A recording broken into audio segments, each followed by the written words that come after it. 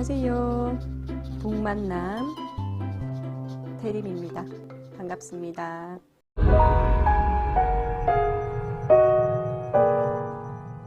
이번 시간에는 독이 되는 부모, 수전 포워드가 지은 책을 들고 나왔는데요. 여기 그림을, 책 표지의 그림을 잠깐 보고 책을 살펴볼게요. 무슨 모습인 것 같아요? 한 여자아이가 엄마에게 꾸중을 듣고 있는 것 같아요. 그죠? 이유는 고개를 푹 숙이고 있는데, 이유는 치마가 젖었는 걸 보니 오줌을 쌌나 봐요. 두 손에 토끼 인형과 담요가 쥐어져 있는 걸 보니 자다가 소변을 싸서 나온 것 같아요.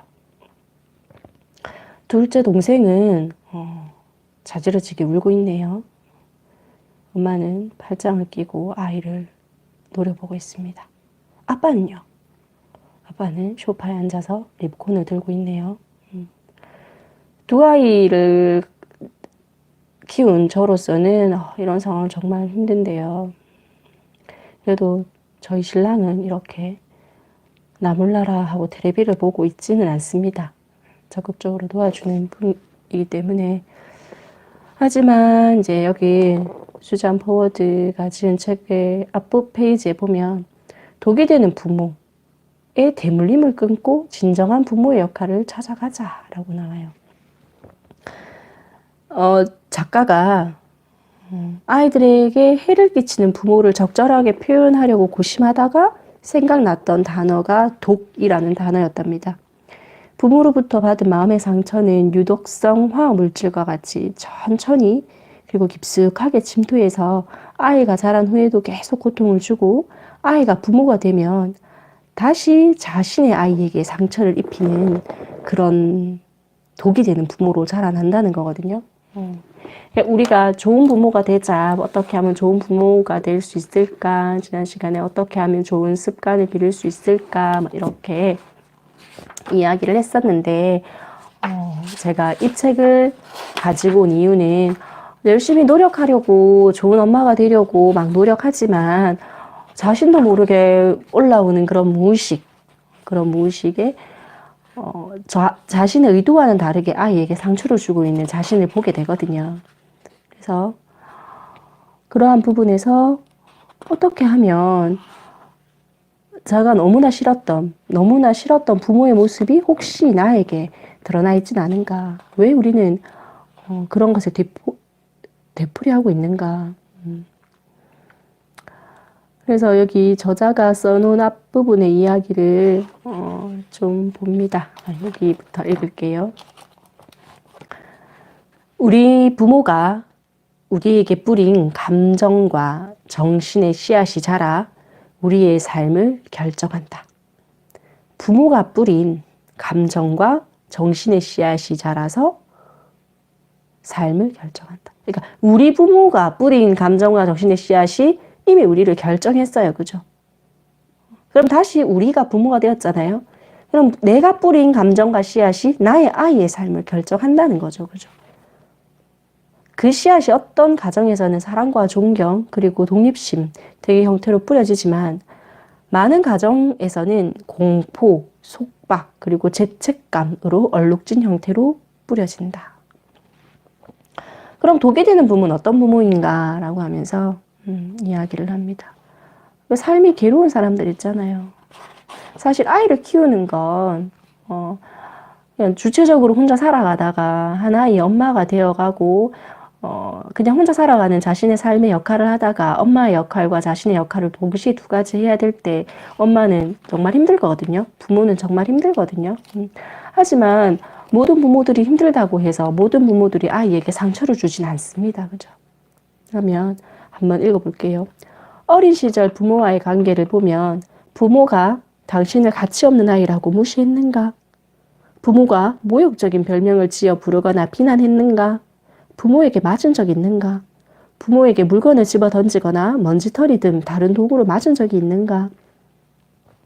부모가 술을 마시거나 약물을 남용했는가? 혼란스럽거나 불편하거나 가출하고 싶거나 괴롭거나 부끄럽다고 느낀 적이 있는가? 부모가 정서장애 혹은 정신병이나 신체적 결함 때문에 우울해하거나 부모의 역할을 제대로 하지 못한 적이 있는가? 위의 항목의 이유로 당신이 부모를 돌보아야 했는가? 그러니까 아이가 가장이 되는 거죠. 그죠? 부모님의 돌봄을 받아야 되는 건 자녀인데 반대로 자신이 부모를 돌보질 않았는가? 부모가 비밀로 해야 할 어떤 일을 당신에게 저지른 적이 있는가? 어떤 방식으로든 성적으로 괴롭힘을 당한 적이 있는가? 부모님 때문에 몹시 놀란 적이 있는가? 부모님에게 화내는 게 두려운가? 라고 하면서 한번 질문을 던져줍니다. 그리고 어른이 되고 난 후에 나의 인간관계에 대해서 한번 볼게요. 스스로 파괴하거나 학대하거나 하는 인간관계를 맺고 있진 않는가? 누군가와 가까워지는 것이 두려운가? 그가 당신에게 해를 끼치거나 당신을 배신할 거라고 믿는가? 인생은 그리 즐거운 게 아니라고 생각하는가? 삶에 대한 부정적인 생각이 드는가? 당신이 누구이며 무엇을 하고 무엇을 원하는지 생각하는 게 괴로울 때가 있는가? 사람들은 당신의 참모습을 알게 될까 걱정스럽거나 사람들이 당신의 참모습을 알고 나면 좋아하지 않을 거라고 생각하는가? 잘 되어가고 있는 것이 괜히 불편하거나 사람들이 당신을 믿지 못할까 걱정스러운가? 가끔 이유 없이 화가 나거나 슬픈가? 혹시 모든 일에 완벽주의인가? 긴장을 풀거나 즐겁게 보내는 게 어려운가? 아주 잘하고 있을 때조차 마치 부모님에게 행동한다고 느낄 때가 있는가? 이렇게. 또 질문을 던집니다. 어른인 당신과 이제 당신의 부모와의 관계에 대해서 이야기를 하거든요. 혹시 부모님이 당신을 여전히 아이처럼 대하는가?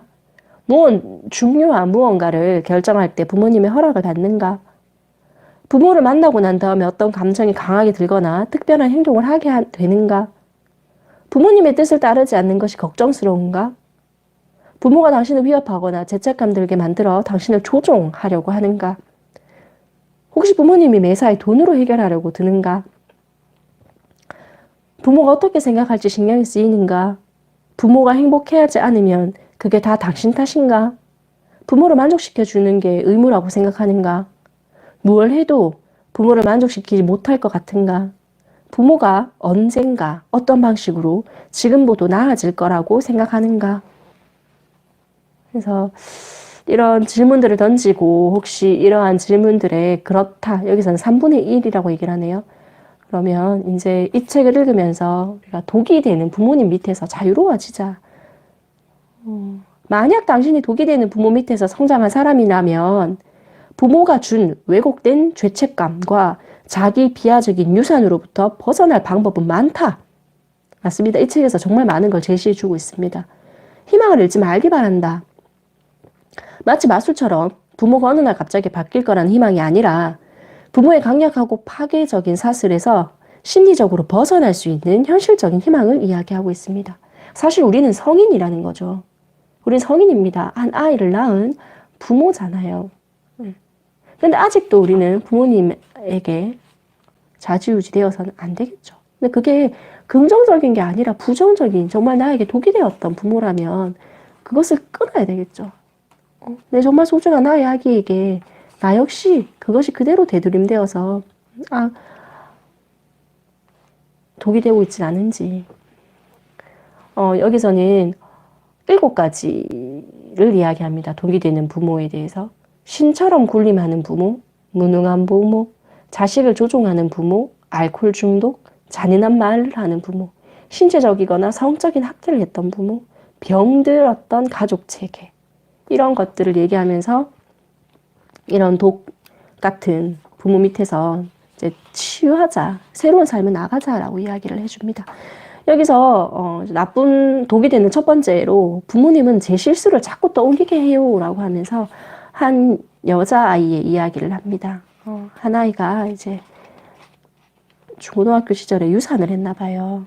유산을 했는데 성인이 되고 나서 이제 임신이 안 되는데 엄마는 계속 이제 네가 어릴 때 그렇게 해서 너가 임신이 되지 않는다고 계속 기억을 되뇌이게 한다는 거죠. 그 샌디라는 아이가 이제 그런 상담을 하는 과정이 지금 나와 있고요. 이렇게 얘기하고 있습니다. 부정은 현실을 바로 보지 못하게 한대요. 사람은 실수할 수 있어요. 그죠? 실수할 수 있고 이미 그것을 지나가 버렸잖아요.